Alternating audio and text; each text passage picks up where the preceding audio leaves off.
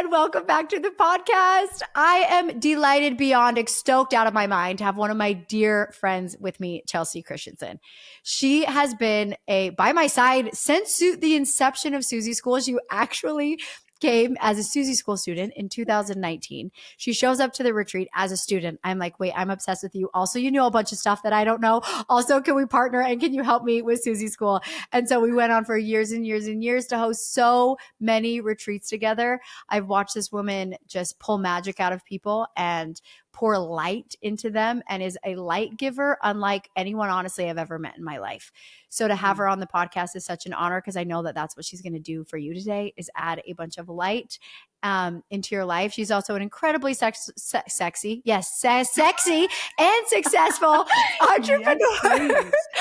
Entrepreneur. She has an incredible coaching business and a printing company with all these employees and has been around the block of entrepreneurship. So I can't wait to dive in today. Welcome, Chelsea. Woo! I'm so happy to be here. I was joking on my Instagram stories this morning, like, well, if I can't get Suzy to say yes to come on my podcast, I guess the second best thing is saying yes to coming on her podcast. So I'm so happy to have a conversation with you. Yes.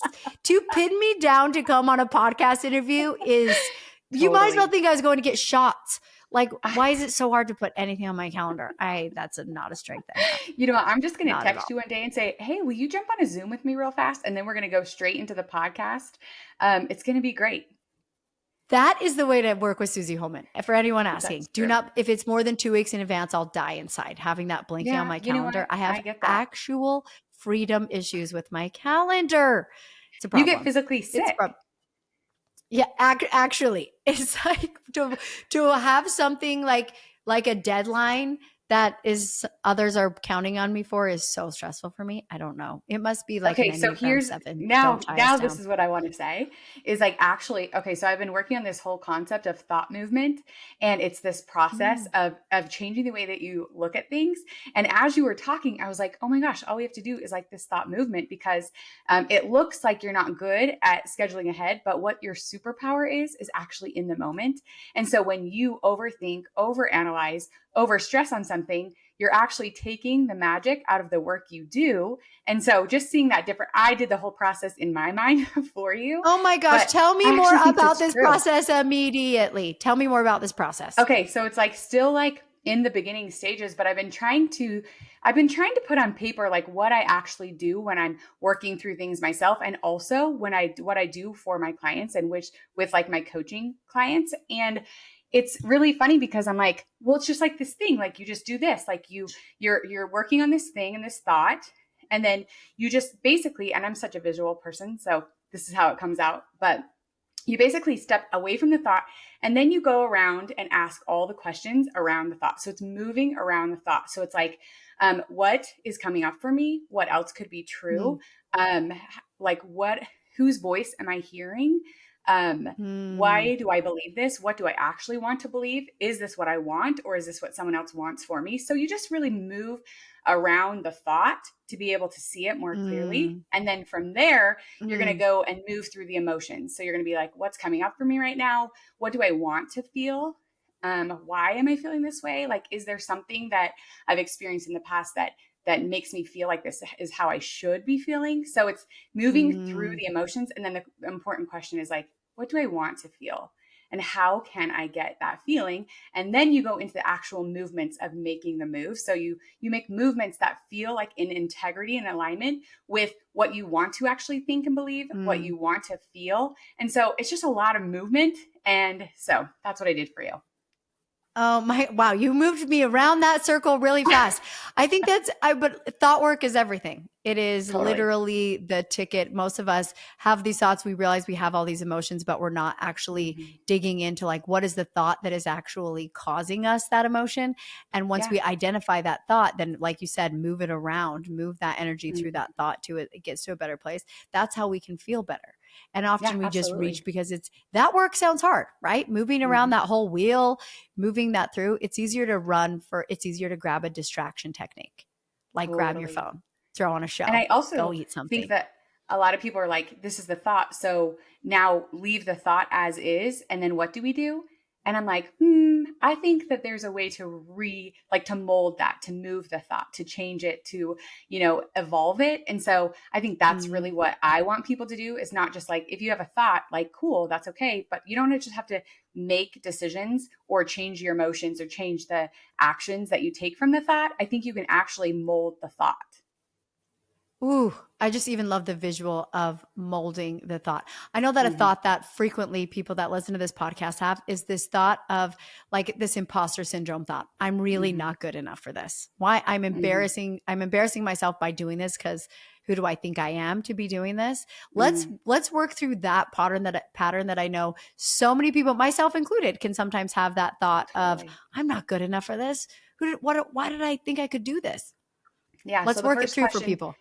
Yeah, absolutely. The first question that I would ask is like, why do I want to believe that? Because the truth is that we always get what we want, right? So we want to Mm. believe that we're not good enough. So it's like, why do I want to believe that I'm not good enough for this? And then you say like, what are the results that come from me not wanting to believe that I'm good enough? Wow. And there's going to be a So lot of there's different always a answers. payoff. There's There's always a always payoff. a payoff for Absolutely. keeping that thought. There is the payoff. That's Yes, why we keep right? that thought. The payoff is like you get to play small. The payoff is you don't have to show up on social Totally. media. The payoff is you don't really have to try and put yourself out there. Mhm. That's why Yeah. we stay married to that. Interesting. Totally. Absolutely. And also it's like this act of humility, like, I don't think I'm worthy of this. I don't think it's a fake humility, obviously we know, but it's Mhm. like this, I'm this humble person who like just happened to come upon this success, but I don't think I'm good enough. I don't think I'm worthy enough. But it's mostly just like, I'm freaking scared of what I'm capable Scared. of. I am scared of the success. I am scared of all the things. And if you are able to take that and look around, then you say, okay, right now in this current thought of like, I'm not good enough. What am I feeling about this? And chances Mm. are I would make up that you feel stuck, that you feel confused, that you feel inadequate, you feel like maybe you're Overwhelmed. overwhelmed, tired, right? And so if you go back and you're like, okay, well, I'm currently thinking this, and now I want to like, why do I want this thought? And then you're like, actually, I don't want this thought anymore. I found I myself don't want to at a feel like an mastermind imposter. last weekend, and we were kind of sharing like little pieces of our stories. And I told this story of my struggle of like my limiting beliefs, and I walked upstairs to my room, and I was so angry, and Oh. I was like, that was true, and now I'm just really good at telling that story. And that's not true for me Mm. anymore. And that's actually not what I want. Mm. And so I had to go through Mm. and do this Like you process had of like, So wait, like you had this untrue story. You're like, wait, I know that thought pattern. I know that that is a mm-hmm, loop I have had, mm-hmm, but I don't actually want that loop. mm-hmm. And I just said that loop out loud. Like, tell Yeah. me that anger. Where did So I go up to my room and I'm just like, I just feel so unsettled. And there's always, anytime you're sharing anything open, it's like what you're thinking, what you vulnerable? plan to Yeah. say, what you wish you said, and what you actually said. So there is always that. But I went up to my room like Mm. shortly after, and I was just so unsettled. And I'm like, that was a true story. That was a true story that I believe that stopped me from doing the things that I wanted to do. And that was a true story of, childhood and teen experience. And that was a true story, like in my sibling relationships. I'm like, that's not true anymore. That is actually not Mm. true. And I hate that I just shared that as my story. It was the first time I've actually felt completely disconnected from it. And so I Wow. sat in my room and I actually looked at messages from people who before maybe confirmed that that would have been true, and new messages that actually confirmed that it's not true anymore. And I kind of journaled this out for myself. I'm like, that thought keeps me from doing everything I want to do, and Mm. that's not my Mm. story anymore. And so then I move through and think about, okay, what is this new thought? And yeah, it does feel scary. It feels absolutely scary. But then it's like, what emotion is it bringing me? And oh my gosh, like expansive. I feel excited again. I feel creative. I feel passionate. And I also feel terrified, right? But that's okay. And so now I go to the movement of it and I'm like, what am I going to do with this? And then I make decisions, Mm. that support this new thought, this new way of seeing the situation. Oh, I love this. Obviously, this podcast is called "Your Business Will Heal You," and I think Hmm. so much of that goes into this is your business will heal your thoughts if Hmm. you let it. If you If put in you the let it. intentional, those bad boys do not just heal on their own. Like it Yeah. first takes the awareness that like that is the thought that's keeping us stuck. That is a thought that's keeping Mhm. us in pain. That's the one that's Yeah. keeping us small. And then the action to take it and then replacing it with what is that new thought. But I like that in your Mhm. story you told the part of you're like, that's not even true anymore. No. That is not true. So asking ourselves, like, is that really a true? And Mhm. 99% of the time, we're going to be like, yeah, no, that's actually BS. But I honestly, we've been holding on to the same thoughts since childhood, right? Yep. Yeah, absolutely. And I want you So, spoke to the awareness part, and I'm thinking about think about this, like if your child went to bed and they were terrified that there were monsters under their bed every night, and you just told them like there's no monsters under your bed, and then you went away. And every single night forever and ever and ever and ever, every single night they're scared, they're crying, and you go in there and they're like there's no monsters under your bed. And it's like, no, that's not what we do. What we do is we go in there and we're like, listen, there are no monsters under your bed. I'm going to turn on the lights. We're going to get off the bed and we're going to look underneath your bed. And you're going to see for yourself that there's no monsters under the bed. And we choose to do this to ourselves with our unwillingness to be aware, right? Hold on one second. Sorry. But we are so afraid to be aware of what is true for us and who we are and what we're capable of and what the things that we maybe need to work on are, that we just literally every single night when we're scared, we put ourselves to bed and we just say, there's no monsters under your bed, instead of just stopping the thought and getting off the bed, turning on the light and looking under to see what's there. Right. And so I just hmm, want to give that visual to encourage people that if you're hmm, in that, the awareness, you're like, how do I become aware? I'm like, well, you stop and turn on the friggin' lights and look under right. the bed. Look under the bed. Yeah. Look under the And bed. there might be some And trash under there, maybe some spiders, but for sure I there's not remember, monsters. I cannot believe I still remember listening to my first Jody Moore podcast on my Mm, way to McDonald's to get a Diet Coke with the kids in the back seat, realizing that like I could control my thoughts. It was the first mhm, time this word of thought work had ever come up for me. It was the first time mhm. I ever realized like, whoa, I'm in charge of these instead of just letting them flow, like standing in a blizzard. And I was just like, they were coming at me, realizing that like I could control the flow of the blizzard was insane for me. And I try to teach my kids now about their thoughts. And maybe my mom tried, I'm sure my mom tried, and I just like did not remember any of this and then wasn't aware of it in college. So I don't anyone think that's that doing this generation work, knew about their thoughts, if I'm being maybe totally not. honest. The majority of them, I Maybe don't think that's they true. really did. Yeah. That's probably true. So maybe so many of us are in that situation of like, I am just learning how to deal with my thoughts later on in my life. Mhm. And you're not alone because I was like 20 late something when that came into Yeah. my life. Same. So, Chelsea, tell me like a way that your business has healed you. What do people starting a business or going through their business have to look forward to after the painful part? Tell us about that for you. And here's the thing. The truth is that the painful parts they'll keep coming up, right? There will be little pieces of Totally. pain that continue coming up. But I do think that once you learn how to move through those, you're going to be able to trust yourself to move through them over and over again. But Mm. looking back at all of my business experience, and something that I didn't realize was that it was going to tap into all of my weaknesses and all of my strengths. And, Wow. when you look So at it true. and you're like, "Oh, it's tapping into my strengths." That should feel like a positive thing. But something else to consider is, and something that I share a lot, is that oftentimes your strengths are the things that people are going to use against you. Like the fact Mm. that I was the little girl that talked fast and loud, and like you talk too much and you talk too fast and you have too many questions and all of those things, like that was like a real struggle for me. So it is Mm. also my strength, but it was used against me for so long that being courageous enough to tap into that strength is also really, really hard. And then my weaknesses, right? My weaknesses of like using self sabotage or not believing that people wanted to hear or to purchase from me or to support me. People didn't want to see me succeed. Like that weakness, that insecurity that insecurity that I had, that was really hard. And it still comes up for me here and there. Also, finding the balance of being a working mom and having these children that I wanted to know and believe that I was present for them and that I was aware of them and that they were as important to me, more important to me than the work that I was doing. Like, I didn't know that when I was signing up for business, that it would push me to have to actually get to know myself and to Mm, see all the parts of myself and to heal parts of myself and to really grow parts of myself. I had no idea that that was part of the deal. Absolutely not. mm.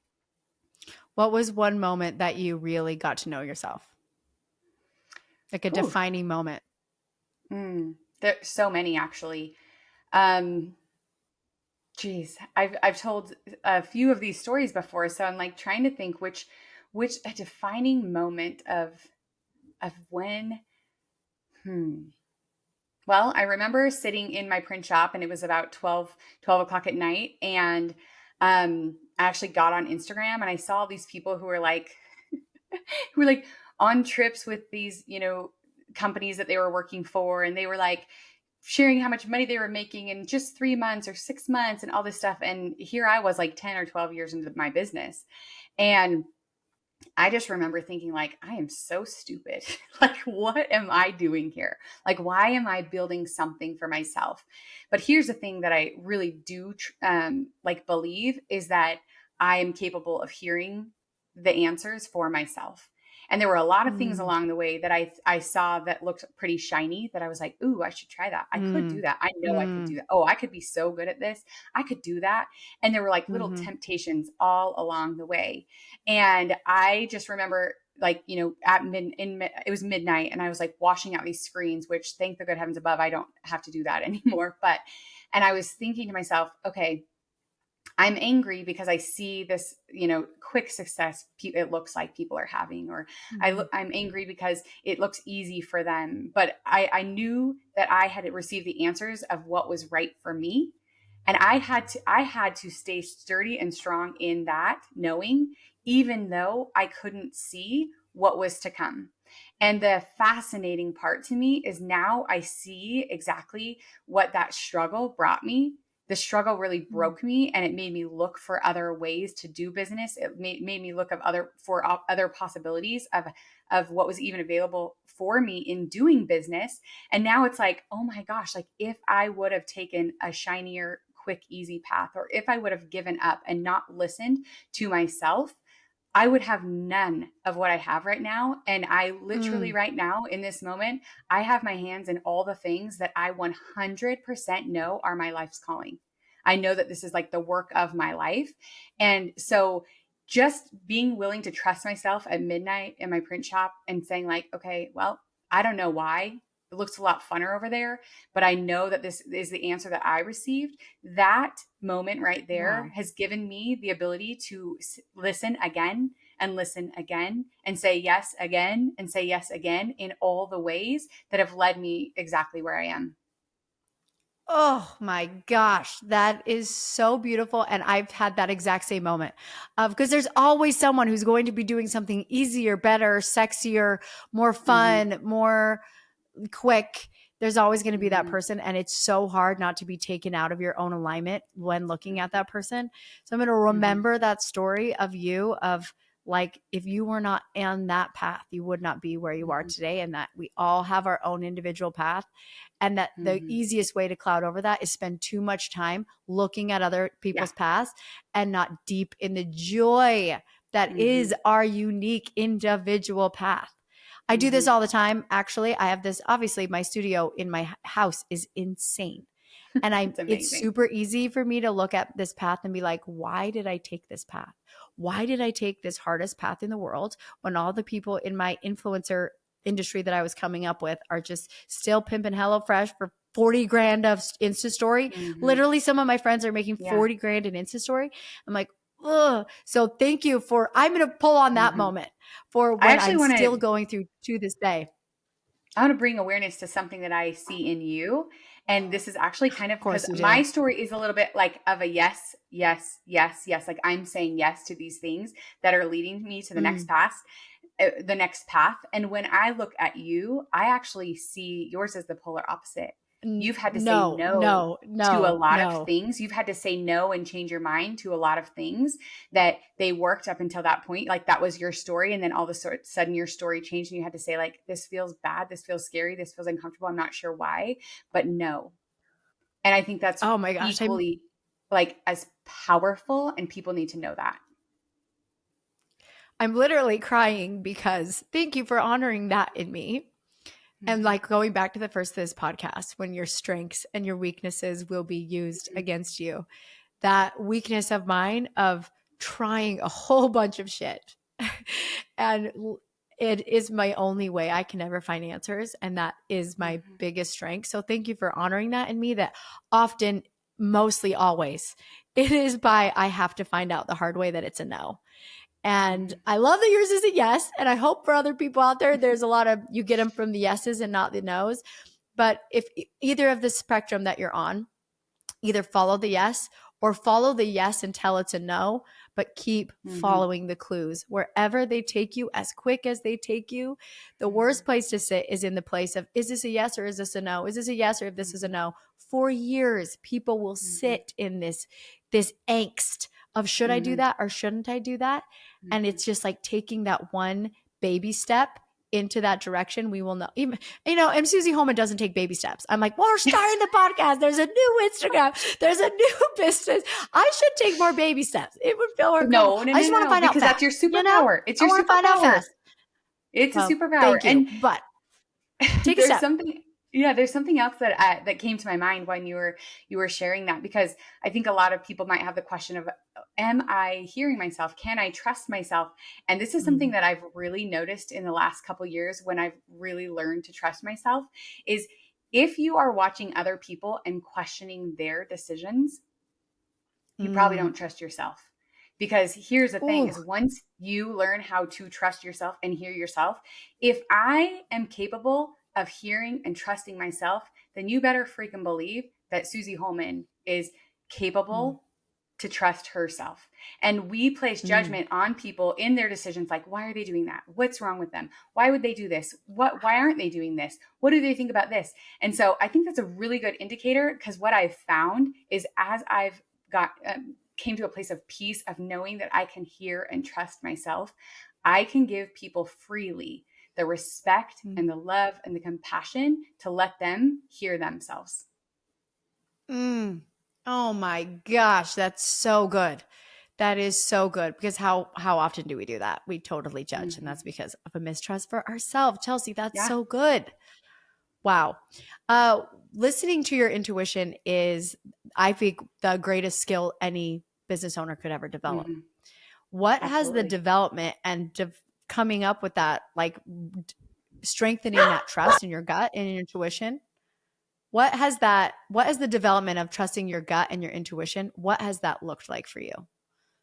I think a huge part for me has been writing out my thoughts. So like journaling plays such a big like role in my freaking dogs. I'm so sorry. No, you're good. But journaling journaling has played such a huge role in my ability to write out what I'm thinking about and then to see how it plays out, and to process through all of like the possibilities and the options and the emotions of it. And then it's also been really cool to look back and see how I've journaled things out and how they came, like what happened from listening and hearing myself. I also do like fun little practices of just like if my mind says like turn right, then I'm like, okay, sure. I usually keep going straight here, but let's try it. So I love, or like, I ask myself a lot of questions of like, what feels like the right color you want to wear today? How do Mm, you want your makeup to look today? What sounds good for you to eat? Like, what do you want to eat? Or what mm. flavor? Like, so the most simple, tiny little things, I think is how we learn to Wow. practice hearing ourselves and like without question, because it's no big deal. There's no like danger if I wear a different color, but it is like giving yourself permission to hear yourself. And so I started kind of like that, writing things out. And now here's the thing is that when you ask for answers, I 100% know they're going to come, but here's what we don't do is we don't listen. And when we listen, they come and they keep coming. But when we don't listen, then we go back to the beginning of like question and doubt, and we Mm. want our intuition to tell us the same thing 100 times, but it doesn't need to. Like, I've already answered this question for you. So are you just going to do what you want to do, or are you going to listen to what I've been telling you? Oh, it's so good. There's like a thing in human design that says, especially for some energy types, like you're only going to Mm. get that intuitive hit once. Like you're Mhm. going to get it once. And Mhm. then you have to trust that because, like you said, it's not coming back 99 times like we want it to. Yeah. So it's important to like root down in that moment to get it. I think Mhm. journaling it out of how it felt when you got that intuitive hit, Totally. especially if it's a big one and it's a big different direction so that you can recenter it. Because what your subconscious is going to do, what your ego is going to Mhm. do is try to talk you out of it. And you'd be like, I need another sign. I need, give me a witness. Totally. You're going to be But that's just looking a all over. distraction. Yep. You gotta trust it on the first time you get it. That is so good. And there are some people I think also for human design that have to go through like the whole cycle before they get the Mhm. intuitive hit. They have to Totally. like experience it and play it all out in their mind and really understanding what your intuition speaking to you Mhm. sounds like for you. Yeah. And no one can teach you what it's going to be like in your body Mhm. and in your mind. Mhm. And your job is to memorize it, practice it. Yeah. Like you said, that's so good in like small ways. Like what color of lipstick? Mhm. What should I look like? Totally. What dress? That's such a good way to start hearing yourself. Thank you for that. Yeah, absolutely. Oh my goodness. Well, Chelsea, I could just talk to you obviously for millions of hours. My goal is to have short podcast episodes for women to like do Yeah. on their way to baseball practice and back and back Totally. and back. But Chelsea, where can we find more of you? More of ChelseaChristensen.com. this I'm on goodness. Instagram, Instagram, Chelsea Christensen, and my podcast is The Dance of Growth. And I just have to attest to Chelsea that she is one of, obviously, you saw, she literally coached me Mm. through this call and poured light into me at the same time. If you are needing a person like this in your life, a coach that's in your corner, please take my personal recommendation of Chelsea Mm. because I know she can change your life. Thank you for coming, Thank you, Chelsea. I Suzy. freaking love Thank you. you for having See me. you guys Love next you. week.